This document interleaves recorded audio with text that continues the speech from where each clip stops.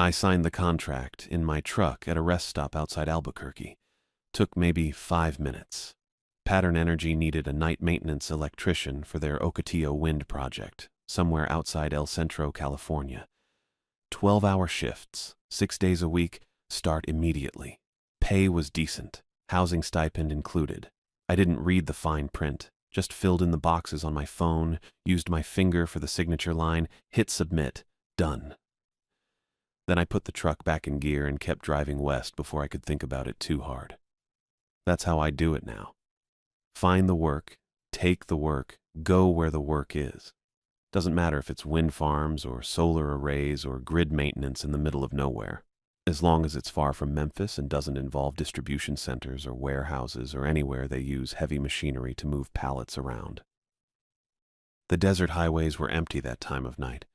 Just me and the occasional semi and those long stretches where you can see your headlights hit nothing but asphalt and painted lines for miles.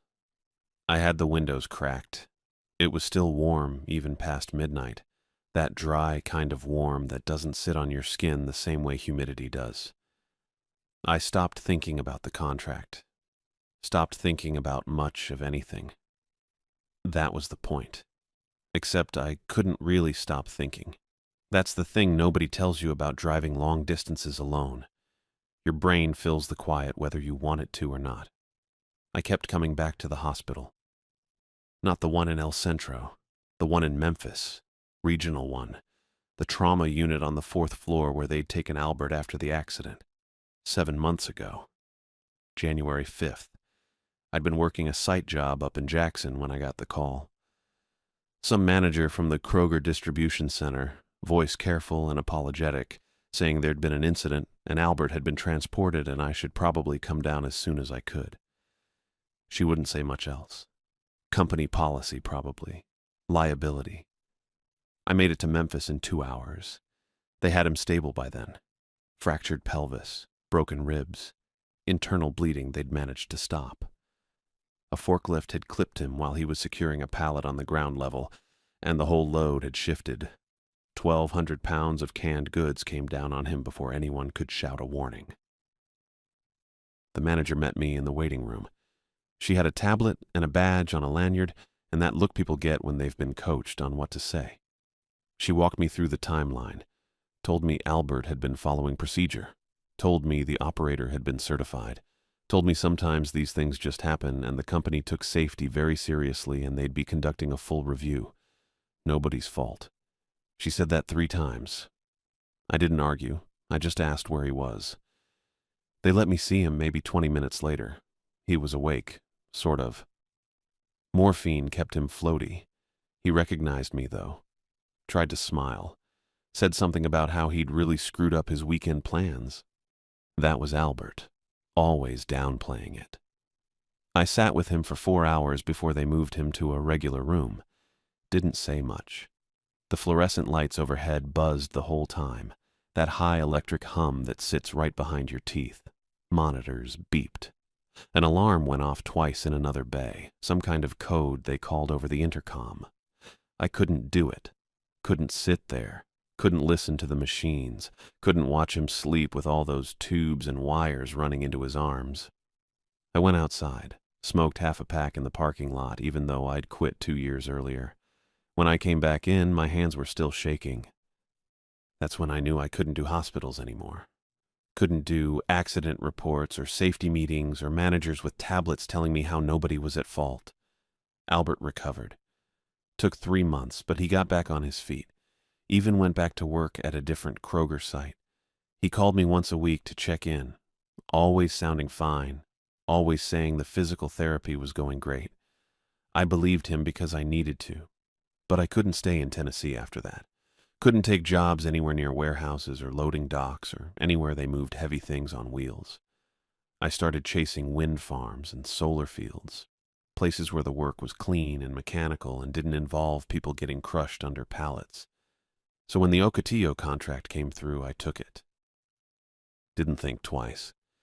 El Centro sits in the Imperial Valley, right up against the Mexican border. It's flat and hot, and the kind of place that feels temporary, even when you're standing still. I rolled in around 4 in the afternoon, 2 days after I'd signed the contract. The site office was 10 miles north of town, a double-wide trailer planted in the dirt with a gravel lot and a chain-link fence around it. Wind turbines spread out in every direction. Had to be 100 of them, maybe more. Tall white towers with 3 blades each, some of them turning slow, some of them still. They didn't make much noise from the ground, just a low whoosh when the wind picked up. I parked next to a Ford pickup with a Pattern Energy decal on the door and grabbed my folder of paperwork. Everything smelled like dust and creosote. Inside, the trailer had that industrial office setup. Laminate desks, filing cabinets, a coffee maker that looked like it hadn't been cleaned in a year. A wall-mounted AC unit rattled in the corner. There was a woman behind the desk, maybe 40, hair pulled back tight. She had sharp eyes and a badge clipped high on her shirt. Grace Alexander, site supervisor. She looked up when I walked in. Lincoln Gilbert. That's me. You're early. She said it flat, not impressed or annoyed. Just a fact. Figured I'd get here before my shift. Your shift starts at 2200. It's 1600. I know. She studied me for a second, then pulled a file from the stack on her desk. Sit. I sat. Grace flipped through the file, checking boxes on a printed form, initialing things. She had my contract, my certifications, a background check I didn't remember authorizing, but probably had. She didn't make small talk, just worked through the stack, efficient and businesslike. After maybe 5 minutes, she slid a laminated card across the desk. Read this. It was the size of an index card, printed on both sides. The front had a list of 8 rules in bold text. The back had diagrams of a turbine and some kind of badge reader. I read through it once. Again, Grace said. So I read it again. Slower this time. Ocotillo Site Rules. Mandatory Compliance 1. Clip your badge to your chest at all times. Visible. No pockets, no lanyards. 2. If your badge turns red, stop work immediately and descend. 3. Do not enter a turbine alone. Ever. 4. If you feel wrong inside a turbine, nausea, dizziness, pressure, descend immediately. 5. Do not remove another worker's badge. Do not touch another worker's badge. 6. Report all badge malfunctions to your supervisor before next shift. 7. If you see someone without a badge inside a turbine, descend immediately and report. 8. No photographs inside turbines. No exceptions. I looked up. This is a lot of rules for a wind farm. Grace didn't blink. You have a problem with rules? No. Just seems specific. It is specific. She tapped the card. These are company policy. They're also not company policy. What does that mean? It means Pattern Energy has their own safety protocols and those matter. But these, she tapped the card again. These matter more. You follow these, you'll be fine. You don't, you won't last a week. I set the card down. Okay. I'm serious, Gilbert. You don't argue about the badge. You don't ask why. If it turns red, you get out. If something feels wrong, you get out. That's it. Got it. She leaned back, arms crossed. Especially up a turbine. You're going to be doing night maintenance, which means you'll be inside them when it's dark and quiet and your brain starts playing tricks. You feel pressure, you feel sick, you feel anything off. You descend. Immediately. Understood? Understood. Grace held my eyes for another beat, then nodded. Good. Your badge is being printed now. You'll get it before shift starts. Don't lose it. Don't forget it. Don't put it anywhere except clipped to your chest. Anything else? Yeah. She pulled a map from the file and unfolded it on the desk. You're assigned to the North Sector, turbines 1 through 33. You'll have a partner for the first week. After that, you're on your own unless we're running a 2-man job. I looked at the map. 33 turbines spread across maybe 5 square miles of desert. Questions? Grace asked. I had about a dozen, but I didn't ask any of them. No, I said. Good. Be back here at 21:45. Don't be late. I stood up, took the laminated card, and walked out. The wind had picked up outside.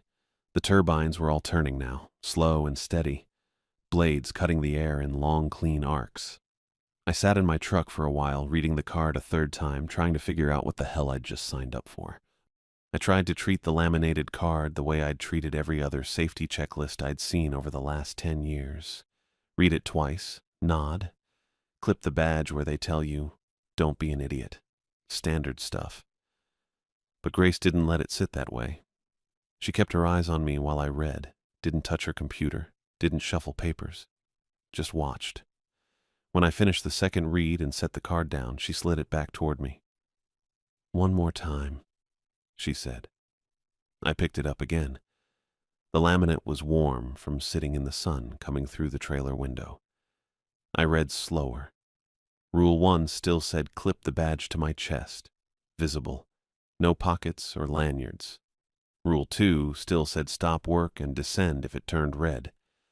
I kept going all the way through Rule 8. No photographs inside turbines, no exceptions. Grace leaned forward. You get why these matter. Safety, I said. Not just safety. She tapped the desk once with her index finger. These keep you working here. You break one, you're gone. I don't write you up. I don't give warnings. You're off site that day. I nodded. I'm serious, Gilbert. I've had good techs. Certified, experienced, careful. They think one rule doesn't apply one time. They're wrong. She pulled the card back and set it in a drawer. You follow all 8, you'll be fine. You don't. You won't last. The air conditioner rattled louder for a second, then settled. Understood, I said. She opened a different drawer and pulled out a blue folder. Your partner for the first week is Willie Matthews. He's been here 14 months. He'll walk you through the sector, show you the standard checks, make sure you know where everything is. She wrote something on the folder. After that, you're solo, unless it's a 2-man job. Sounds good. Grace closed the folder and looked at me again. Her expression didn't change. Willie's solid. Listen to what he says. Some of it'll sound like superstition. It's not. I wasn't sure what to say to that, so I didn't say anything. She stood up. 21:45. Don't be late. I left. I came back at 21:40. Didn't want to cut it close on the first night. The lot had 2 more trucks now, both with Pattern Energy decals.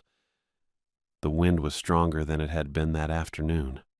I could hear the turbines clearly, that low whooshing sound cycling over and over. Grace met me at the door and handed me a badge on a metal clip. It was the size of a credit card, white plastic with a black stripe on the back and my name printed on the front. Lincoln Gilbert. Beneath that it said night maintenance and had a barcode. There was a small LED embedded in the top right corner. It was green. Clip it now, Grace said. I clipped it to the chest pocket of my jacket. The little light stayed green. Good.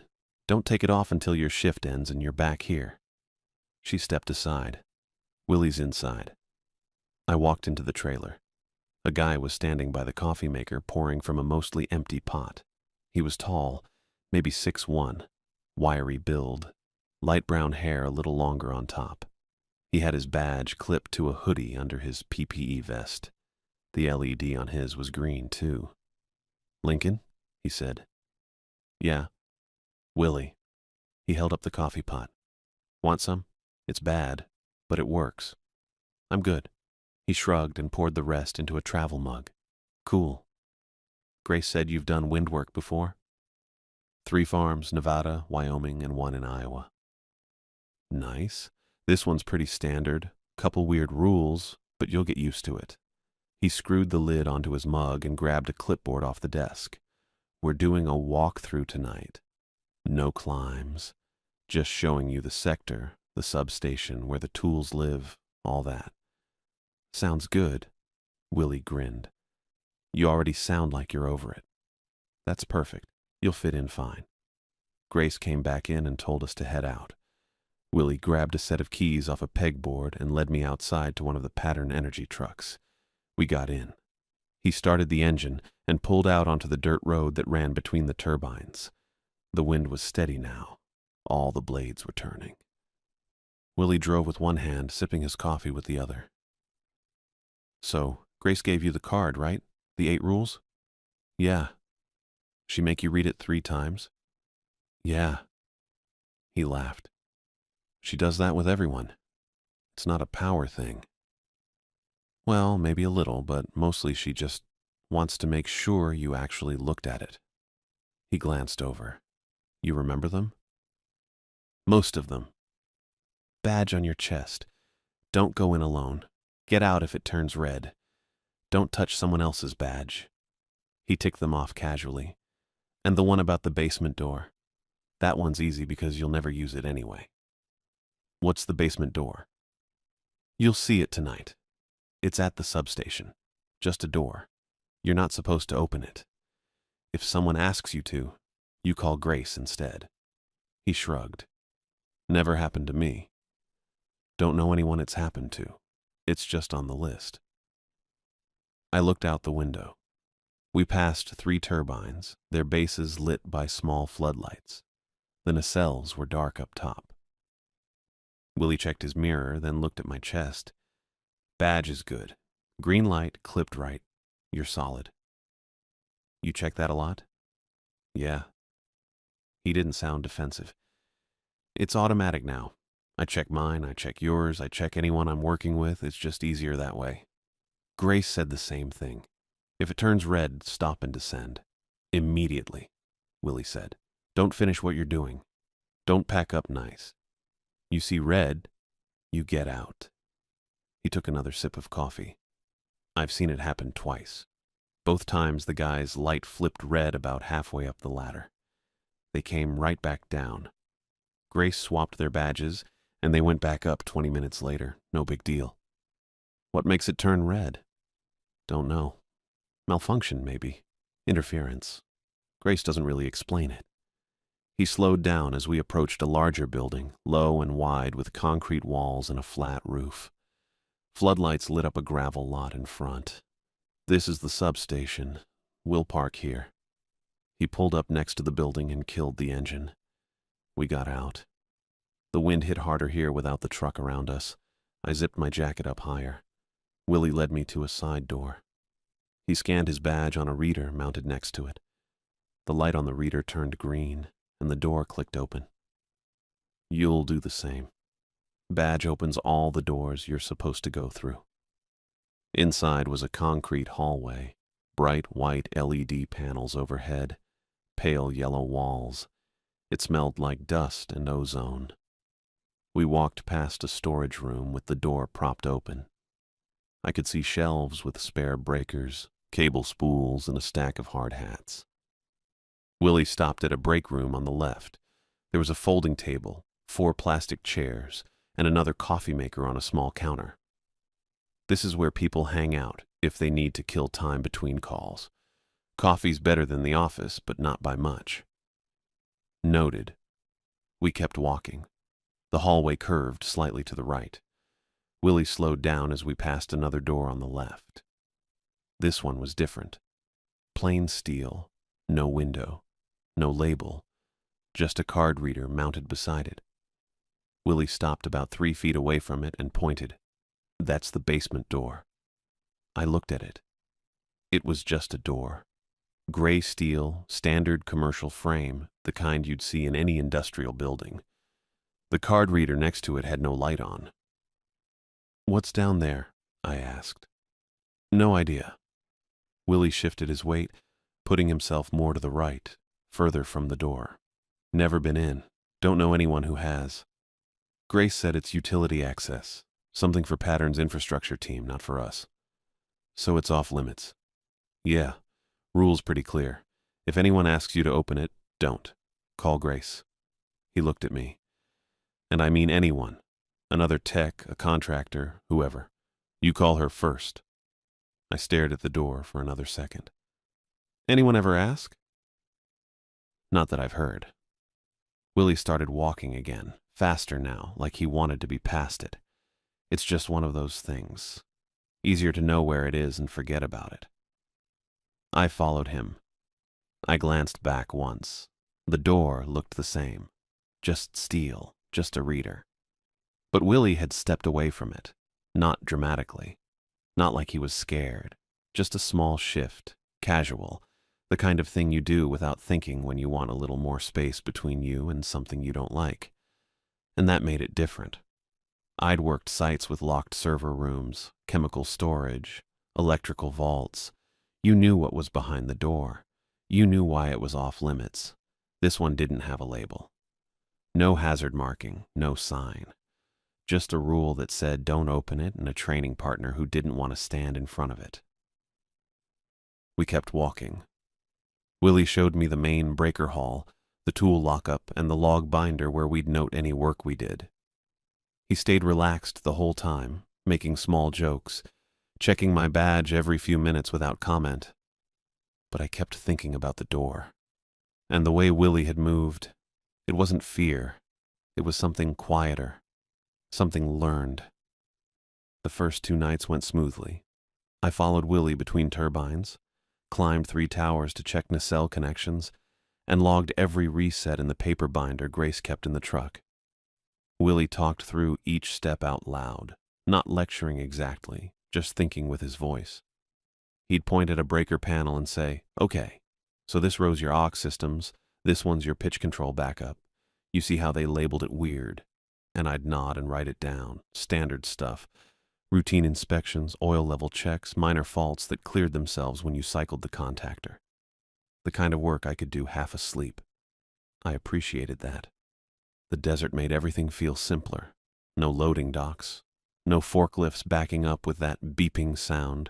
No managers with tablets. Just wind and metal and a whole lot of empty space between each problem.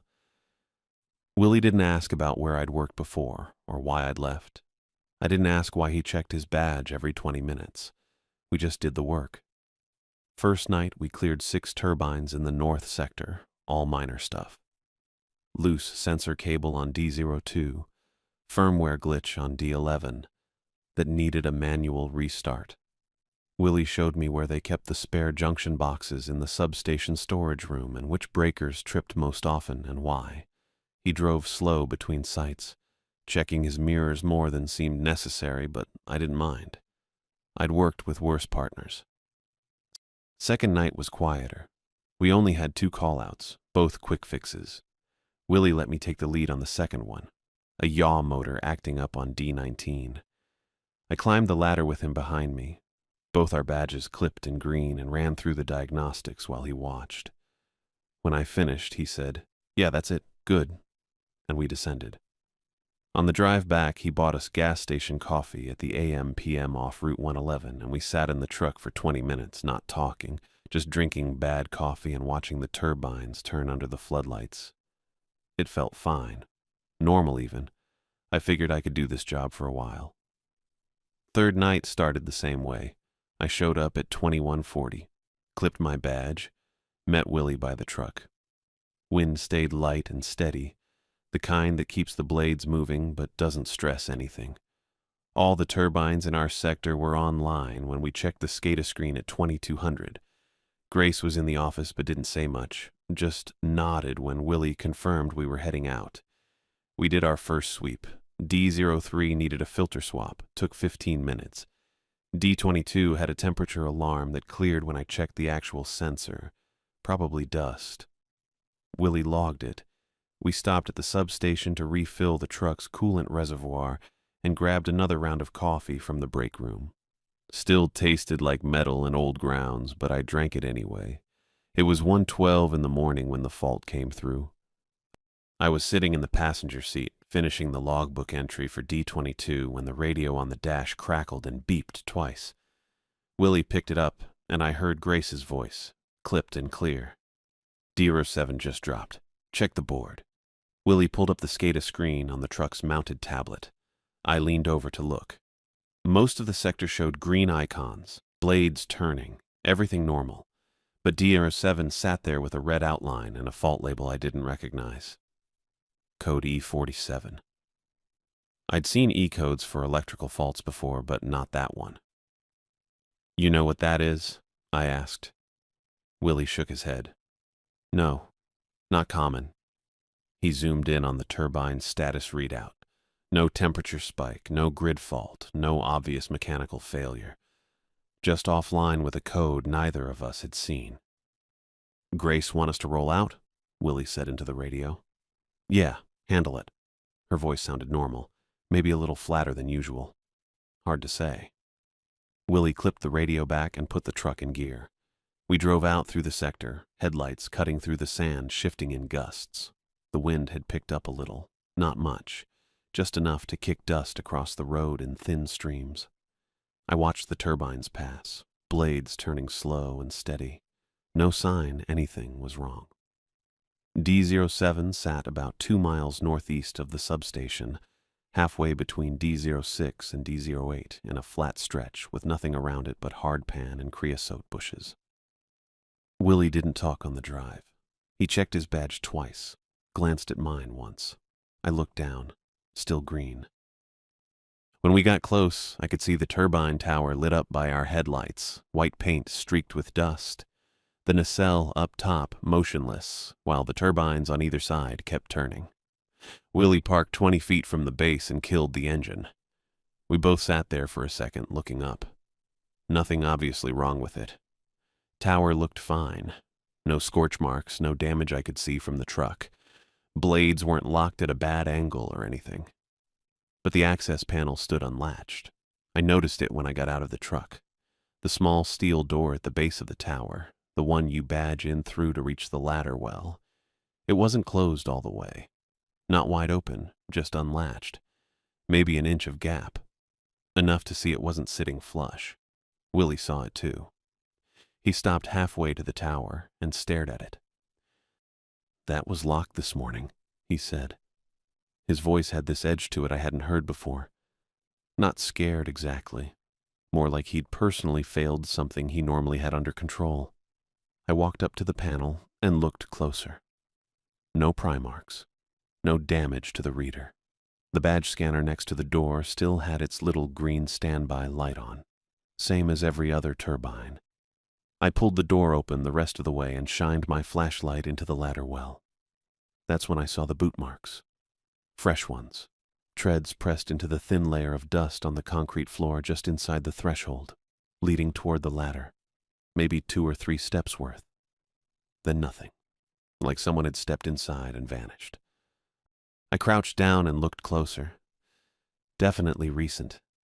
The edges of the prints were sharp, not smoothed out by settling dust, and the tread pattern didn't match my boots or Willie's.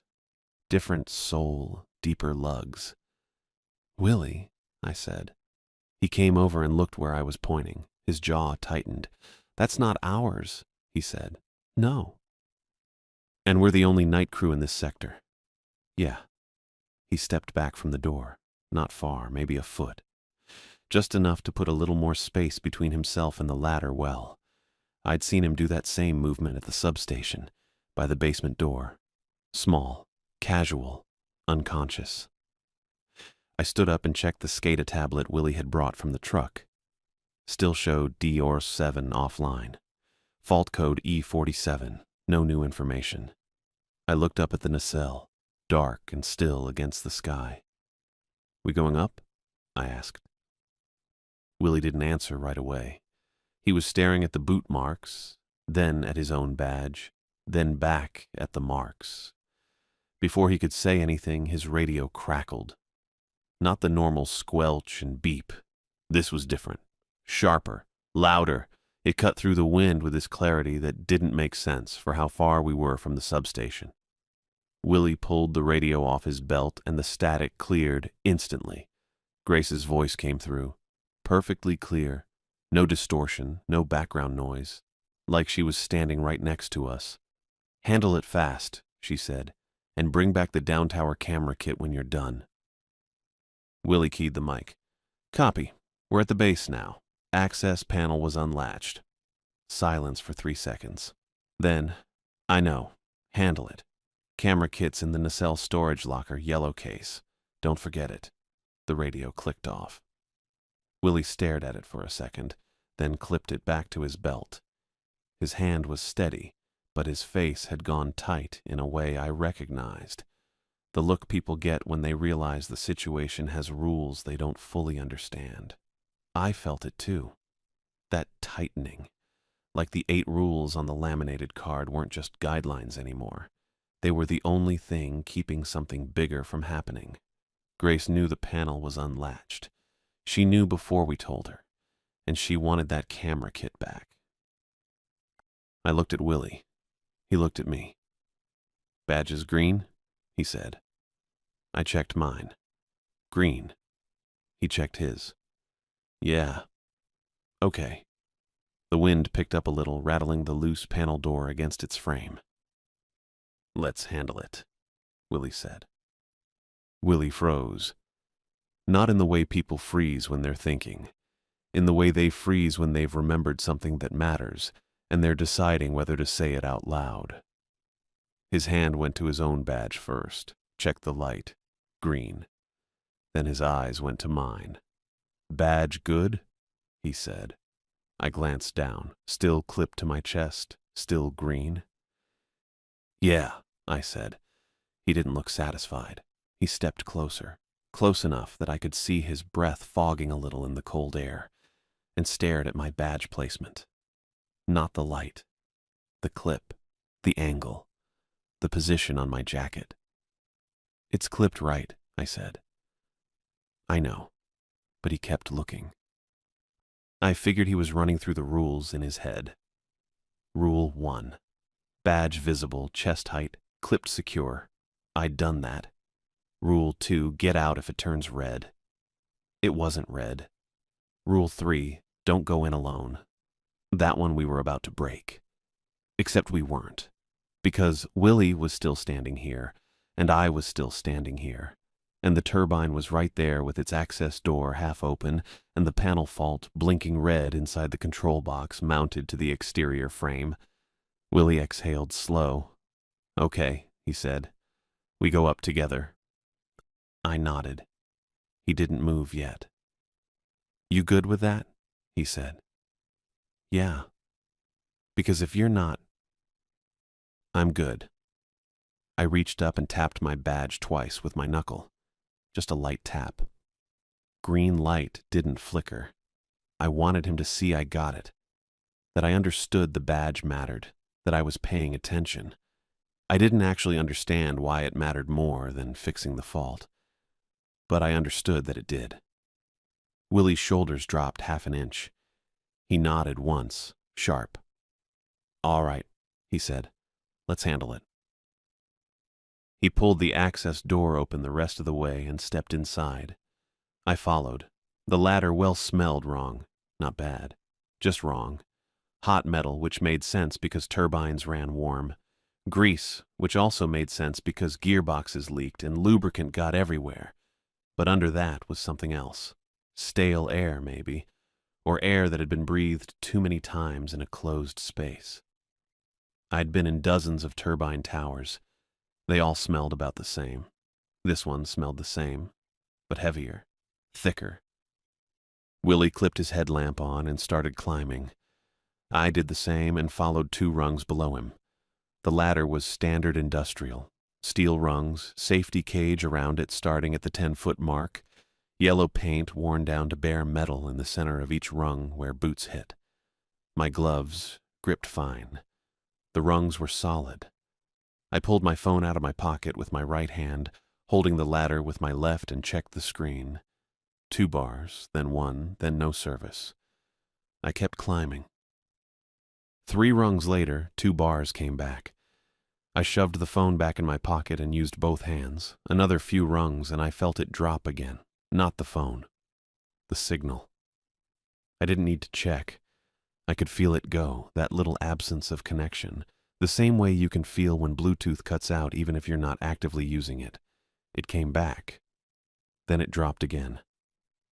I didn't like that. Signal dropped in turbines sometimes. Thick walls, metal everywhere, height doing weird things to line of sight. But it didn't usually bounce. It either worked or it didn't. This felt different. This felt pressed. That was a stupid way to think about it, but that's what it felt like. Something pressing against the air inside the tower, squeezing the signal out and then letting it back in. I kept climbing. Willie's boots rang steady on the rungs above me. He didn't say anything. I didn't either. Just the rhythm of hands and feet, metal on metal, breathing. We hit the first rest platform at 40 feet. Willie stepped off the ladder onto the grated floor, and I followed. The platform was maybe 4 feet square, just enough room for 2 people to stand and catch their breath before continuing up. There was a small LED work light bolted to the wall, casting everything in flat white. Willie didn't stop to rest. He turned and looked up at the ladder above us, shining his headlamp on the rungs. "Hold on," he said. I stopped. He pointed. I followed his hand and saw it. A scuff mark on one of the rungs about 6 feet above the platform. The rung was worn smooth in the center where boots normally hit, same as all the others, but this mark was different, longer, polished, diagonal across the rung, starting at the left edge and dragging toward the center. It looked fresh. The metal was brighter there, cleaner. No dust or grit settled into it yet. "Boot slid," Willie said. I nodded. Yeah, that's what it looked like. "When?" I said. "Don't know." He kept his light on it for another few seconds, then swept the beam higher, checking the rungs above. Nothing else obvious. He brought the light back down. "Gate lock was intact," he said, when we checked it outside, before we came in. "Yeah. So nobody's been inside since last shift." "Right." Willie looked at me. "Except somebody was," he said. I didn't have an answer for that. He chewed the inside of his cheek for a second, then shook his head. "Maybe day crew," he said. "Maybe they logged it wrong. Or didn't log it. Maybe." But he didn't sound convinced. And I wasn't either. Day crew would have locked the gate, and if they hadn't locked it, Grace would have caught that during shift turnover. She checked everything. Willie put his boot on the next rung. "Keep going," he said. I did. We climbed another 60 feet in silence. I counted rungs. It's a habit. 42 rungs from the first platform to the second. Standard spacing, 12 inches apart, no variation. My hands found the rhythm and I stopped thinking about it. That's when my headlamp caught the handprint. I stopped. Willie kept climbing for 2 more rungs, then noticed I wasn't behind him and stopped too. "What?" he said. I aimed my headlamp higher, at the rungs above me. There. Dark streaks on the metal. Wet looking.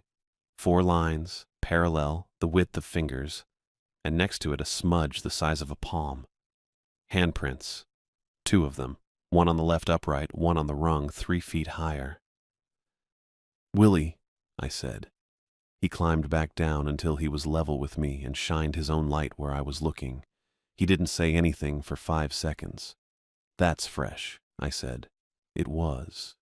The streaks hadn't dried yet. They caught the light wrong, still tacky, still wet. Willie leaned closer, not touching the ladder, just looking. "Grease," he said. Maybe. Grease was everywhere in a turbine. Gearbox above us could have leaked, could have dripped down, could have gotten on someone's gloves. But grease didn't leave handprints that clean, and it didn't explain why someone had been climbing after we'd entered. Because that's what I was thinking. The scuff on the rung below, the wet prints above. Someone had been in here. Recently. Maybe still in here. I looked up into the darkness above Willie's head. The ladder kept going. Another 100 feet to the nacelle. My headlamp beam didn't reach that far, just rungs and shadows and the curve of the tower wall. I heard it then. 3 footsteps. Boots on metal rungs. Slow, careful. Directly above us.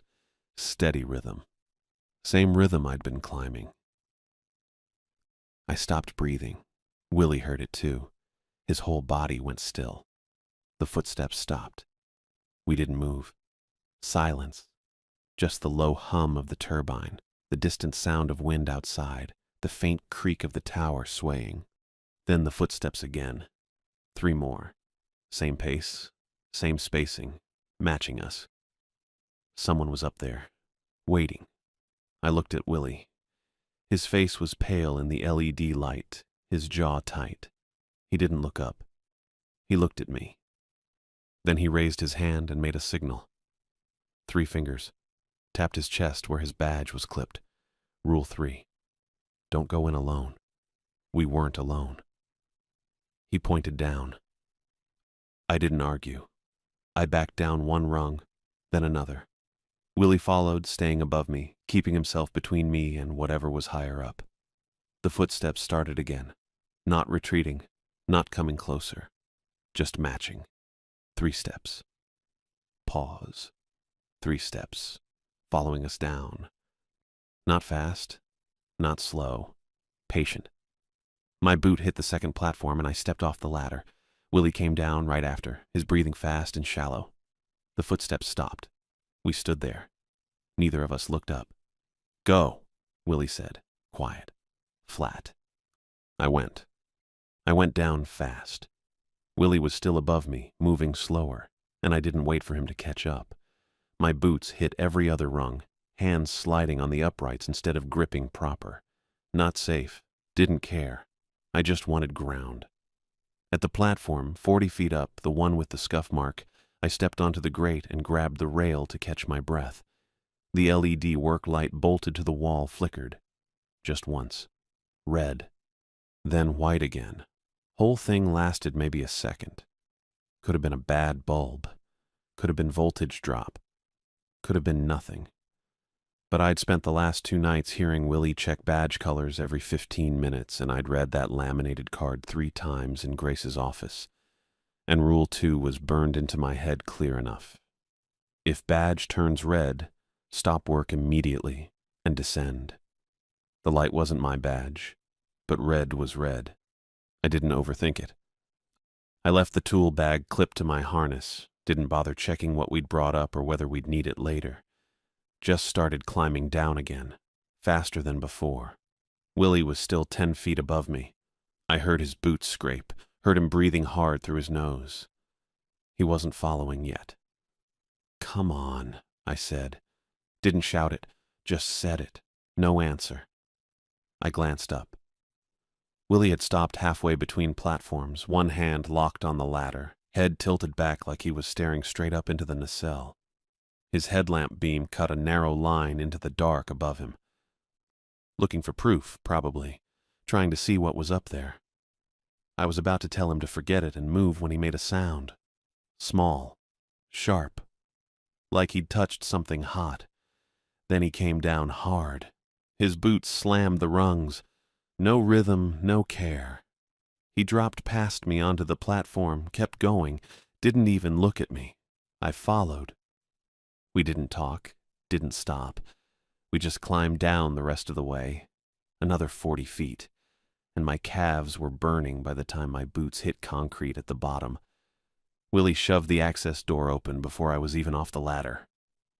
Night air hit my face, dry and cool, and I sucked it in like I'd been holding my breath the whole way down. Willie stepped outside. I followed and grabbed the panel door, yanking it shut behind us. The latch was stiff, needed both hands, and I forced it closed like I could seal the whole experience away. Like locking a gate would do anything. The wind had picked up. The turbine blades were still turning overhead, slow and steady, making that low, whooshing sound that was supposed to be normal. Willie walked straight to the truck without saying a word. I followed, pulling off my gloves and stuffing them in my jacket pocket. My hands were shaking a little. I figured it was just adrenaline. Happened sometimes after a fast descent. Willie climbed into the driver's seat and grabbed the radio handset off the dash. I got in the passenger side, pulled the door shut, and watched him key the mic. "Grace, this is Willie. You copy?" Static. He waited 5 seconds, tried again. "Grace, Willie, we've got a situation at D07. You on?" The radio crackled. Then Grace's voice came through, clear and steady. "Copy, Willie. Meet me at the substation. Basement door." Willie's hand froze on the mic. I stared at the radio. Grace's voice had sounded normal, calm, no static, no distortion, just her. Willie keyed the mic again. Grace, I thought you were off-site tonight. Pause. I'm here. Basement door. Now. The radio clicked off. Willie set the handset back in its cradle slow, like it might break if he moved too fast. He didn't look at me. She can't be on site, he said. I waited. She told me this morning she had a family thing in El Centro. 2 hours away, she left at 4. I didn't say anything. Didn't know what to say. Willie pulled his phone out, checked the screen. No bars. He put it back. The SCADA tablet clipped to the dash chimed. Willie grabbed it, swiped the screen. I leaned over enough to see. Turbine D07, online status, normal fault history, none. Willie scrolled down. No alerts, no error logs, nothing that explained why we'd been sent up there in the first place. Perfect readings, Willie said. His voice was flat. I looked out the windshield at D07. The blades were turning smooth. No wobble, no hesitation. The tablet chimed again. Willie looked down. 5 turbines on the east ridge. E14, E15, E16, E17, E18. Dropped offline one after the other. Neat sequence. 2 seconds between each fault. Like someone flipping switches in a row. Willie stared at the screen. That's not random, I said. No. He set the tablet down, put the truck in gear, and pulled onto the dirt road heading south toward the substation. I didn't mention the footsteps. Didn't mention the handprints, or the scuff mark, or the way the light had flickered red. Probably should have. Probably that was the smart thing to do. But Willie was already gripping the wheel too tight, and Grace's voice had come through the radio when she wasn't supposed to be on site, and 5 turbines had just dropped offline in a deliberate sweep. I didn't know what any of it meant. So I grabbed the simplest explanation I could and held onto it. Turbine fault, bad readings, Grace came back early. That was it. We kept driving. The substation hallway light was on when we pulled up. That bugged me right away. Grace kept it off most of the time to keep insects out, only turned it on when someone needed to access the storage room or the break area. At 2 in the morning, nobody should have been inside. Willie put the truck in park, but didn't kill the engine. I could see the glow through the narrow window beside the side door, that flat white LED brightness spilling onto the gravel. I opened my door. Willie didn't move. You coming? I said. He nodded, but stayed in his seat, hands still on the wheel. His badge was clipped to his chest, green light steady. I checked mine. Also green. I stepped out. The wind had died down some, but the turbines were still turning, that low, whooshing rhythm I'd gotten used to over the last 3 nights. Willie finally climbed out and followed me to the door. I scanned my badge. The reader blinked green, and the lock clicked. Inside, the hallway stretched ahead with the same pale yellow walls and bright overhead panels. The air smelled like dust and ozone, same as before. But halfway down the hall, maybe 30 feet in, the basement door was open. Not wide, just an inch. Maybe 2. A thin strip of red light leaked out from the gap, sharp and wrong against the white LEDs overhead. Willie stopped short. His boots scraped on the concrete.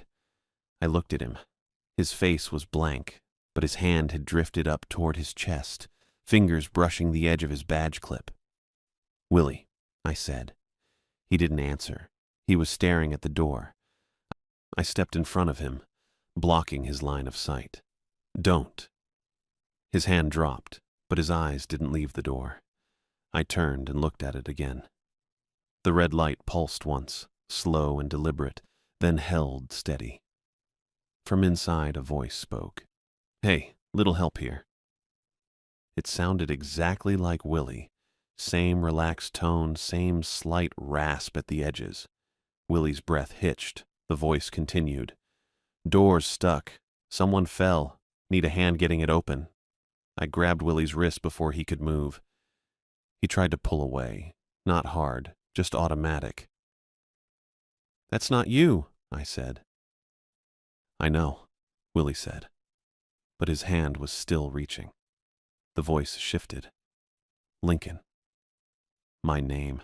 Worse, because I'd only ever put that on paperwork with Grace. Willie called me by my last name half the time, and I'd never introduced myself to anyone else on site. "Lincoln, we need you to open the door. It's part of the reset protocol." The voice wasn't Willie's anymore. It was flatter, more neutral, clinical. I pulled Willie back another step. His wrist was slick with sweat under my grip. I dug my phone out with my free hand and called Grace. It rang 4 times, long enough that I started thinking she wouldn't pick up. Then her voice came through, groggy and annoyed. "What?" "We're at the substation," I said. "Basement door's open. Is Willie with you?" "Yeah." "Look at his badge." I turned. Willie's badge was still clipped to his chest, green light showing. But now that I looked closer, the plastic casing looked cloudy. Not cracked, not dirty. Cloudy from the inside, like condensation trapped under the surface. The photo still looked like Willie. Same narrow face, same tense mouth. But the edges were blurred. "It's wrong," I said. Grace's voice sharpened. "Don't let him touch the door. Don't let him go near it." "Okay. I'm 20 minutes out. Keep him away from it. You hear me?" "Yeah." She hung up. The voice from the basement spoke again, and this time it sounded like Grace. Same clipped cadence, same authority. "Rules are being updated. Basement access is required for system reset. Open the door." Willie leaned forward, not walking, just shifting his weight like he was trying to see past me. "You hear that?" he said. "Hear what?" "People. There's people down there." I listened. All I heard was a low electrical hum, steady and mechanical. No voices. Willie tilted his head, listening to something I couldn't pick up. "They're calling for help," he said. "Multiple people. They're stuck." I tightened my grip on his wrist. "There's nobody down there." "I can hear them." The red light from the door pulsed again, brighter this time. Willie pulled harder, and I had to plant my feet to keep him from moving forward. Rule 5 flashed through my head. Don't remove or touch another worker's badge. I reached up with my free hand and yanked Willie's badge off his chest. The clip popped loose clean. Willie flinched. "What are you—" I stepped past him and clipped the badge to the basement door handle. The red light flared so bright I had to squint. Then it snapped off. The hum cut out. The voice died mid-word. The door stayed open an inch, but the gap was dark now. No light, no sound. Willie staggered back like someone had shoved him. His hand went to his chest where the badge had been, fingers fumbling at empty fabric. "Come on," I said. I grabbed his shoulder and dragged him back toward the entrance. He didn't fight me, but he wasn't helping either. His legs moved on autopilot. We made it to the main hallway door, and I shoved it open. Willie stumbled through. I followed and pulled the door shut behind us, then looked around. There was a rolling tool chest against the wall about 10 feet down. Red metal with 4 drawers and heavy casters. I pushed it in front of the door and locked the wheels. Willie sat down on the floor, back against the concrete wall, staring at nothing. I pulled out my phone. Still no signal. I went back outside. 2 bars appeared. I called Grace again. She picked up on the first ring. "What happened?" I took his badge off, clipped it to the door. Light went out. Silence. Then, "You're both outside the hallway?" "Yeah, door's blocked." "Good. Stay there. I'm 15 minutes out." "Okay." She hung up again. I sat down next to Willie. He was breathing too fast, shallow and uneven. "You good?" I said. He shook his head. "I heard them. I swear I heard them." "I know. You didn't?" "No." He pressed his palms against his eyes. What the hell was that? I didn't have an answer. We waited. Grace showed up at 4:40. Two other trucks pulled in right behind her, Cole Marshall and Nicole McCarthy, both wearing clean PPE with badges clipped high on their chests. I recognized them from the day crew, though I'd never worked with them directly. Grace climbed out of her truck. Her hair was damp and pulled back in a messy bun, and there was dust on her jeans. She looked like she'd been woken up in a hurry and drove fast. She walked straight to the hallway door without saying anything to me or Willie. Cole and Nicole followed her inside. I heard the tool chest scrape across the floor. Grace came back out 2 minutes later. She looked at Willie, still sitting against the wall. "Inside," she said. "Break room. Sit still." Willie stood and walked past her without a word. Grace turned to me. "Show me what you did." I led her back into the hallway. The tool chest was off to the side now. The basement door was still cracked open, dark inside. Willie's badge was still clipped to the handle, but the LED was off. Dead. Grace crouched next to it and studied the badge without touching it. Cole and Nicole stood a few feet back, watching. "You clipped his badge to the handle," Grace said. "Yeah." "Why?" "Figured if it wanted in, I'd give it something else to chew on." Grace stood. She looked at me for a long moment, then nodded once. That was smart. She pulled a small multi-tool from her belt, used the pliers to unclip Willie's badge from the handle, and dropped it into a plastic bag Cole was holding. The door stayed dark. "What was it?" I asked. "Don't know exactly," Grace said, "but it treats badges like permissions. You gave it Willie's access, traded him for the door." I understood immediately. Whatever was down there had been trying to get Willie to open the door himself. When I clipped his badge to the handle instead, it took that. Took his permissions, his access, whatever the badge represented. Took him off the board. Grace walked back to the break room. I followed. Willie was sitting at the folding table, hands flat on the surface. His chest looked wrong without the badge. Grace unlocked a cabinet I hadn't noticed before, pulled out a laminator and a blank card, and started printing. The machine hummed and spat out a new badge in under a minute. She clipped it to Willie's chest herself. "Go home," she said. "Shower, sleep, don't come back tonight." Willie nodded and stood. He left without looking at me. Grace waited until we heard his truck start, then turned to me. "You too. Clock out, pack your stuff, leave." "I'm fired?" "No, but you're done here. Substation knows you now, knows how you think. You stay, it'll learn your habits. Then it'll find a way in." I thought about arguing. Didn't. "Okay," I said. I drove back to the site office and dropped the truck keys on Grace's desk. She was standing by the coffee maker, arms crossed. I unclipped my badge. The green light was still on, steady and normal. I walked over to the metal trash can next to her desk and dropped it in. It hit the bottom with a sharp clatter, and I let go like the thing carried heat.